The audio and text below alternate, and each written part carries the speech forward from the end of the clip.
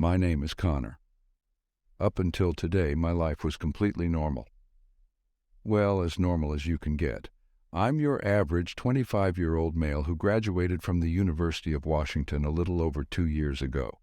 I was born on January 23, 1989, in a small town in Maine called Belmont, which had fewer than 1,000 residents.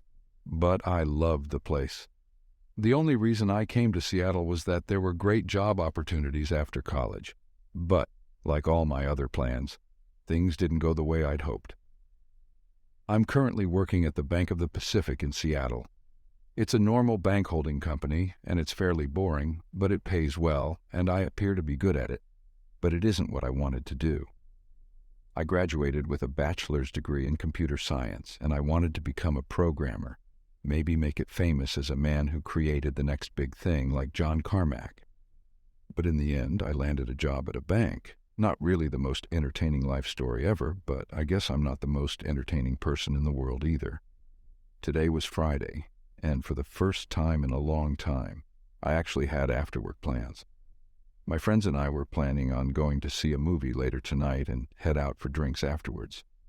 To a lot of people, this might not seem like the greatest night ever, but I've gone 3 months without having a night out with friends, and I needed one badly. But out of all the stuff I'd be doing tonight, there was one thing I was looking forward to even more. This girl I like, Rayanne, will be tagging along with the rest of us. And who knows, maybe if I make a good impression on her next time, it might just be the two of us. It had been a while since I had even thought about love. I remember having a girlfriend in high school. We dated for around 3 months before she told me that it wasn't going to work out. I hadn't had a girlfriend since, not because there wasn't anyone I liked, but just because of how I took the breakup. She had it a lot easier than me. I won't be going into details. It just brings up too many bad memories. It's been years since then, so I think it's about time I give dating another shot. As I started walking out of the building, I noticed the number of police cars in the area. There were people gathered all around to see what was going on, but the police didn't appear to be giving any information out at the time. It was probably some kind of car wreck or a fight that broke out. Either way, I had to go home and get ready. I own a blue 2004 Audi S4 sedan, and I am one of those people who get overly attached to their car.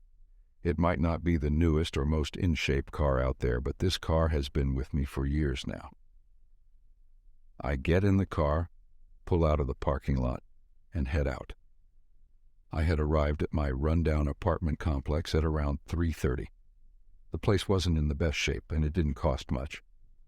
I had just graduated when I first started living here, and at the time it was all I could afford. A few years have passed since then, and this place makes me happy, and it has some other benefits as well.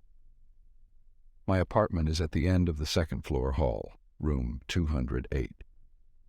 I put my key in the lock, only to find that it was already unlocked. It's this terrible habit I have, leaving the apartment unlocked from time to time. The dorms I used to live in at the college I went to had automatic locks, so I never needed to get used to locking it manually. My apartment itself was nearly as bad as the exterior. I was a slob. I had clothes lying everywhere, garbage next to the trash can, not in it, but literally sitting next to it. My bed wasn't made, dishes were piling up. I was living the carefree bachelor's life. The only thing I actually cared for was my home entertainment system. It had a Samsung 60-inch plasma TV, a PlayStation 4, Xbox 360, surround sound speakers all over the living room, and my giant stack of DVDs and games. It cost me a fortune, but like I said, owning a dirt-cheap apartment has its benefits. I started getting myself ready. I thought that it would probably be best if I wore clean clothes tonight, because from all the magazines I've read, girls don't appear to be attracted to guys who wear the same pair of pants for an entire week. I decided to throw some clothes in the washer and dryer, and took a shower in the meantime. About 30 minutes before I was supposed to leave, I was in the bathroom brushing my teeth, enjoying the thought that soon I'd be at the movies with everyone. I was staring into the mirror, brushing each tooth individually, counting each stroke, kind of like in that movie. What was it called? Stranger Than Fiction? Yeah, that was it. I'm nowhere near as insane as Will Ferrell is, though. As I continued brushing my teeth, I got a sudden chill. Have you ever gotten the feeling that you were being watched? Like someone was right behind you without you knowing? Like anyone would do. I took a look around me just to make sure that I wasn't being watched, even though I knew no one was. It's like getting soap in your eye while taking a shower. You close your eyes for a few seconds, but then get the feeling someone is behind the curtain. As I looked back into the mirror, I caught the slightest glimpse of a shadow outside my window in the living room. Well, at least I thought I did. I knew it wasn't possible. This was a second-floor apartment. Getting up here would be difficult. I brushed the feeling off and finished brushing. I still had some time to kill, so I sat down on my pigsty of a couch and turned on my television. Up popped a news report about the serial killer that's been on the loose and how there had been another murder, right outside my office. This was the third victim in the past 2 weeks. Reports said that each of the victims' families had been showing signs of insecurity, like they were being followed by someone. A chill ran down my spine. That's what the cops must have been doing as I had walked out of the building. Just the thought that a serial killer was anywhere near me gave me terrible thoughts. To get him off my mind, I started channel surfing. Nothing really good was on. I flipped to AMC, and it looked like they were airing The Rock. It had been years since I had seen that movie. But I couldn't get lost in memories then. I had to head out. Before I walked out the door, I took one last look at myself in the mirror and started posing like any guy would do. Yep, irresistible. What girl wouldn't want all of this? All of a sudden I heard something, kind of like the creaking sound you get when you walk on wood, and it had come from my closet. The building was old, and someone could walk on the floor from at least 20 yards away and hear it from where you're standing. I walked over to my closet, just to make sure nothing was in there, and opened it. Just like I thought, nothing. I closed the closet, headed out the front door, remembering to lock it this time, and headed down the stairs. There was a group of teenagers hanging outside near the entrance to the complex, and my neighbor's dog was barking like crazy. It did that whenever it saw people it didn't recognize. It got annoying at times because despite the few people that lived in this building, we got a lot of visitors. Sometimes the dog would wake me up at night when a group of joggers jogged past. Either way, I drove to the entrance, and the teenagers made way for me to pass. On the way to the cinema, I was being honked at by some idiot in the car behind me. I was going the speed limit. What did he want from me? That's when I checked the mirror to see who the guy was. That's when for a second I could have sworn I saw a face in the mirror, not my face, but someone else's. It was the briefest glimpse of one, but as soon as I saw it, the face was gone. I rubbed my eyes a little and blamed it on being tired. Being at work so early probably wasn't the best idea, especially if it was starting to make me hallucinate. I was about to consider going home to take a nap or something, but I had arrived at the cinema, and there, standing outside, were my friends waiting for me. Rayani was there as well. Once I saw that beautiful black hair and her smile, I knew I couldn't waste a night like tonight. I found a parking spot and met up with everyone. Apparently the movie had been delayed due to some problems with the projector, so it looked like we were going out for drinks early. We all decided to carpool and head over to our favorite bar, Kel's. We ordered a few rounds of our favorite ales and, like the young people we were, started chugging them down. I had been hesitant to do so at first. I didn't know if Rian would find chugging beers to be a turn-on for her, but to my surprise, she was chugging along with the rest of us. If the bartender hadn't enforced the 2 drinks per customer rule, we'd all be drunk and die in a fiery car wreck on the way to the theater. Before we left, I looked behind the bartender at the mounds of ale and liquor on the walls. That's when I noticed a mirror behind all of the drinks. I could scarcely make out a man standing right behind me. I couldn't see his face clearly. When I turned around, There was no one there. This time I blamed it on the alcohol, but just to make sure, I asked the bartender if he saw a man behind me a second ago. He replied that he hadn't. I really need to figure out a way to stop these hallucinations from occurring.